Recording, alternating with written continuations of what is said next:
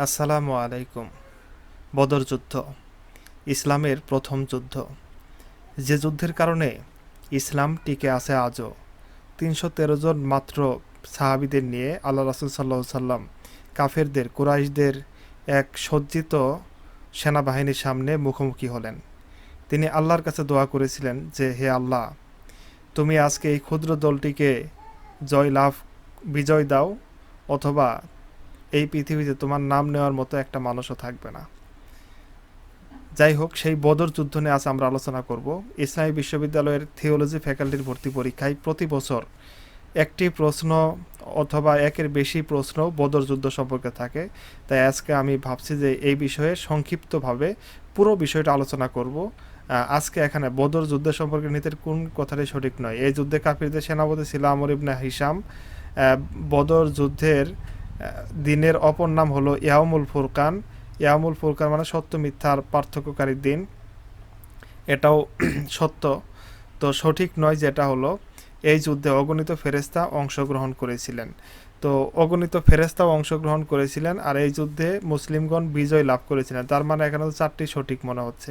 এ ব্যাপারে ইমাম বুখারী রহমতুল্লাহ আলাই পুরো একটি অধ্যায়ের নামই দিয়ে দিয়েছেন, যে বদর যুদ্ধের এই ফেরেস্তাদের আগমনের বিষয়টা একটা অধ্যায় তিনি রচনা করেছেন। তো যাই হোক, তাহলে এখানে চারটি সঠিক। এখানে দেখি কোনটা সঠিক দিছে। এখানে সঠিক দিয়েছে, এই যুদ্ধে অগণিত ফেরেস্তা অংশগ্রহণ করেছিলেন। হ্যাঁ, এই যুদ্ধে অগণিত 1000 ফেরেস্তা অংশগ্রহণ করেছিলেন, এটা সত্য।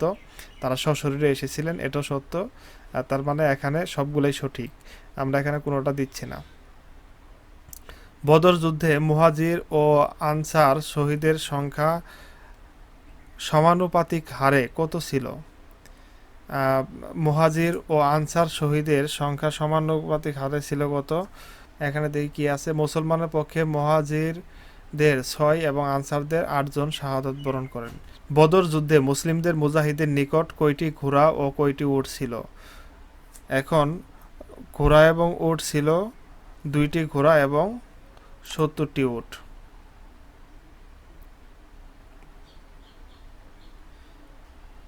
বদর যুদ্ধে কুরাইশ ফৌজের সংখ্যা ছিল কত? বদর যুদ্ধে কুরাইশ ফৌজের সংখ্যা ছিল 1000-এর উপরে। বদর যুদ্ধে কোন সাহাবীর মতামত অনুযায়ী নবী সাল্লাল্লাহু আলাইহি সাল্লাম নিজের শিবির স্থাপন করেছিলেন জলের কাছাকাছি? তিনি শিবির স্থাপন করেছিলেন হযরত হুবাব ইবনুল মুনজির রাদিয়াল্লাহু তাআলা আনহু। বদর যুদ্ধে হযরত হামজা রাদিয়াল্লাহু তাআলা আনহু সর্বপ্রথম কাকে হত্যা করেন? সাইবাকে হত্যা করেন। বদর যুদ্ধে হযরত আলী রাদিয়াল্লাহু তাআলা আনহু সর্বপ্রথম কাকে হত্যা করেন? ওয়ালিদ ইবনে উতবাকে। আল্লাহ তাআলা মুসলমানদের সাহায্যের জন্য কি ফেরেশতা প্রেরণ করেছিলেন? হ্যাঁ, অবশ্যই ফেরেশতা প্রেরণ করেছিলেন।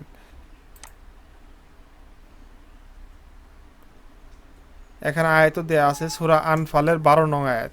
এই আয়াতটা আপনারা দেখে যাবেন, গত বছর এই প্রশ্নটা এসেছিল। বদর যুদ্ধে প্রথম শহীদ কে? বদর যুদ্ধের প্রথম শহীদ হলেন হযরত উমাইর উমাইর রাদিয়াল্লাহু তাআলা আনহু।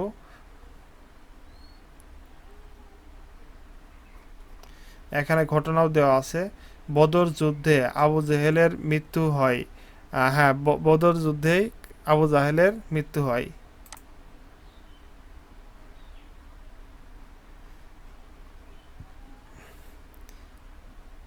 বদর যুদ্ধে মুসলমানরা বিজয় লাভ করেনি, কথাটা কি সত্য?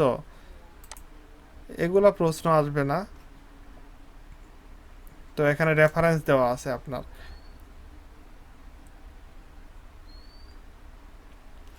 আর আল্লাহ পাক তোমাদেরকে বদর যুদ্ধে সাহায্য করেছিলেন, সে সময় তোমরা ছিলে অসহায়।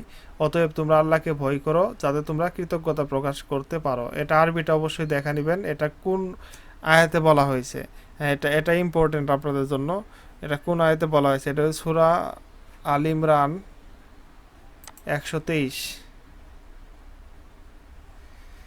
বদর যুদ্ধে কাফিরদের নেতৃস্থানীয় ব্যক্তি নিহত হন কতজন? নেতৃস্থানীয় ব্যক্তি নিহত হন আপনার 70 জন। এরপরে বদর যুদ্ধে কাফিরদের নেতৃস্থানীয় কতজন বন্দী হন? এখানে নেতৃস্থানীয় বন্দী হন আপনার হলো আবার 70 জন। বদর যুদ্ধে মুসলমানদের পক্ষে মুহাজিরদের কতজন ব্যক্তি শাহাদাত বরণ করেন? শাহাদাত বরণ করেন আপনার 6 জন। বদর যুদ্ধে মুসলমান পক্ষে আনসারদের কতজন ব্যক্তি শাহাদাত বরণ করেন? আনসারদের শাহাদাত বরণ করেন। বদর যুদ্ধে মুসলমানদের পক্ষে আনসারদের 8 জন ব্যক্তি কি করেন? শাহাদাত বরণ করেন।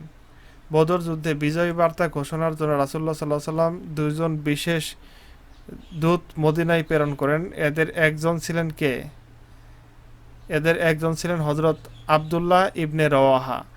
আবার আব্দুল্লাহ ইবনে রাওয়াহা তিনি কোন যুদ্ধে শাহাদাত বরণ করেন? তিনি একটি যুদ্ধের মানে যৌথ সেনাপতি ছিলেন, তারপরে তিনি সেই যুদ্ধে শাহাদাত বরণ করেন, সেটা হলো মুতার যুদ্ধে। এটা আপনাদের জন্য রেখে দিলাম না, আব্দুল্লাহ ইবনে রাওয়াহা। উমাইর ইবনে হাশিম কাদের পক্ষে ছিল? সে ছিল কাফেরদের পক্ষে। মুসাব ইবনে উমাইর কাদের পক্ষে ছিল? মুসাব ইবনে উমাইর ছিল মুসলিমদের পক্ষে। বদর যুদ্ধে যুদ্ধবন্দির মধ্যে ছিল মানে সবাই।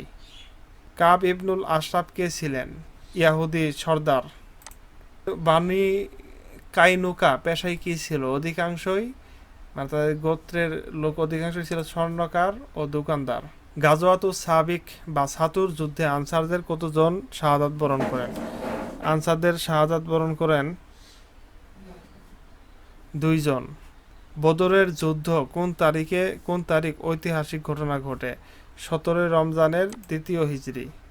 আবার ইংলিশে 17 মার্চ। কত এটা? একদম দুইটাই মিল আছে। 17 মার্চ 624 খ্রিস্টাব্দ। বদরের যুদ্ধে কতটি মুসলিম সাহাবী অংশগ্রহণ করেন? মুসলিম সাহাবী অংশগ্রহণ করেন, এটা আমরা একটু আগেই প্রশ্ন দিয়েছিলাম, 313 জন। বদরের যুদ্ধে কতটি মুহাজির সাহাবী অংশগ্রহণ করেন? মুহাজির সাহাবী অংশগ্রহণ করেন 80 জন। বদরের যুদ্ধে কোন পক্ষে সংখ্যা কম ছিল? মুহাজির সাহাবীরা। কি নামে বদরের যুদ্ধে অংশ নেন মুসলিম সাহাবী? বদরি সাহাবী। বদরের যুদ্ধে সংগঠিত হয়েছিল কোন ইসলামী মাসে? আমরা রমজান জানি, রমজান 17 রমজানে এটা কি হয়? সংগঠিত হয়। রাসূলুল্লাহ সাল্লাল্লাহু আলাইহি সাল্লাম কোন সাহাবীর পরামর্শে বদর প্রান্তরে কি করেন? শিবির স্থাপন করেন। তিনি হুবাব ইবনুল মুনজির রাদিয়াল্লাহু তাআলা আনহু। বদর যুদ্ধে সর্বপ্রথম, এটা গুরুত্বপূর্ণ, কোন সাহাবী শহীদ হন? তিনি হলেন উমাইর ইবনুল হুমাম। বদর যুদ্ধে রাসূলুল্লাহ সাল্লাল্লাহু আলাইহি ওয়াসাল্লাম কোন মেয়ের স্বামী যুদ্ধবন্দী হয়েছিলেন? সেটা জয়নব রাদিয়াল্লাহু তাআলা আনহা। আব্দুল্লাহ ইবনে উবাই কোন যুদ্ধের পরে ইসলাম গ্রহণ করে? আব্দুল্লাহ ইবনে উবাই সে বদর যুদ্ধের পরেই ইসলাম গ্রহণ করে, কিন্তু সে ছিল মুনাফিকদের সর্দার। মুখে ইসলাম গ্রহণ করছে ইসলামের বিজয় দেখে, কিন্তু উহুদের সময় তার মুনাফিকি পুরোদমে সে দেখায় দিয়েছে। মদিনায় ইহুদিদের কয়টি প্রসিদ্ধ কবিলা ছিল? মদিনায় ইহুদিদের 3টি প্রসিদ্ধ কবিলা ছিল। মানে বনু কাইনুকা একটা, এরপরে বনু নাজির, আর কি যেন বনু কুরাইজা। উম্মুল মুমিনিন সাফিয়া রাদিয়াল্লাহু তাআলা আনহা এর পিতা মদিনার কোন শ্রেণীর অন্তর্ভুক্ত ছিল? তিনি ছিলেন মদিনার ইহুদি শ্রেণীর।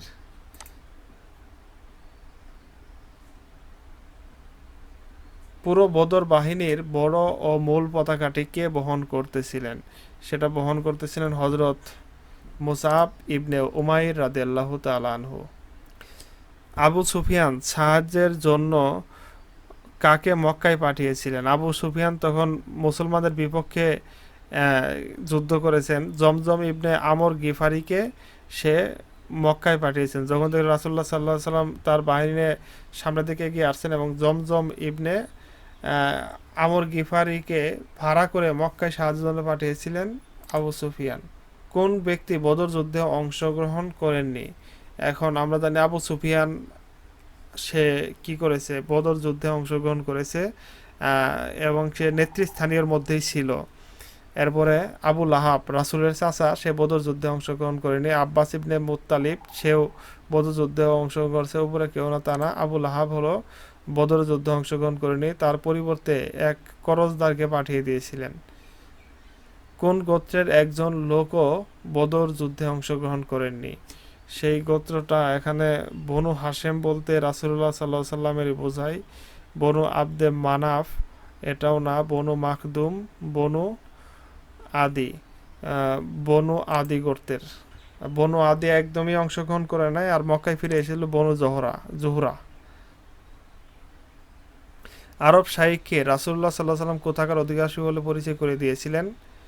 পানির অধিবাসী। গাজওয়ায়ে বদরের যুদ্ধ কতজন আনসারী সাহাবী অংশগ্রহণ করেছিলেন?